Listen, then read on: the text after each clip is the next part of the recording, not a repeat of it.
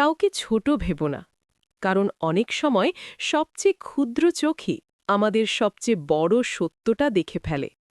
এই দৃশ্যটি শুধু চোখে দেখার মতো কোনো ছবি নয়, এটি জীবনের এক গভীর উপলব্ধি, এক নিঃশব্দ শিক্ষা।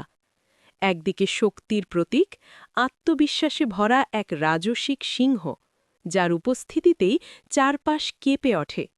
অন্যদিকে এক অতি ক্ষুদ্র প্রাণ, যার অস্তিত্বই আমরা প্রায় অস্বীকার করি। তবুও বাস্তবতা বড় অদ্ভুত। সেই ছোট্ট প্রাণটাই কখনো কখনো বড় শক্তিকে নাড়িয়ে দিতে পারে। এ যেন জীবনেরই এক অমোঘ বার্তা। আকার নয়, প্রভাবই আসল শক্তি। আমরা প্রায়ই মানুষকে বিচার করি তার বাহ্যিক পরিচয়, তার অবস্থান, তার অর্থ, তার পরিচিতি দিয়ে। আর সেখানেই ভুলটা করি।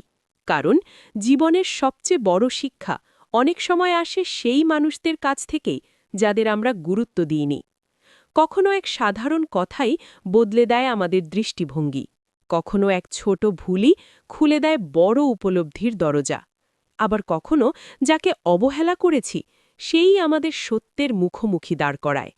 তাই আজ নিজেকে মনে করিয়ে দাও, এই পৃথিবীতে কেউই তুচ্ছ নয়, কেউই অপ্রয়োজনীয় নয়। প্রতিটি মানুষই একটি গল্প, একটি শিক্ষা, একটি শক্তির নাম। কাউকে অবজ্ঞা করার আগে একবার ভাবো, হয়তো সেই তোমার জীবনের সেই আয়না যেখানে তুমি নিজের অদেখা দিকটা দেখতে পাবে। আসুন আমরা অহংকার নয়, সম্মান বেছে নিই।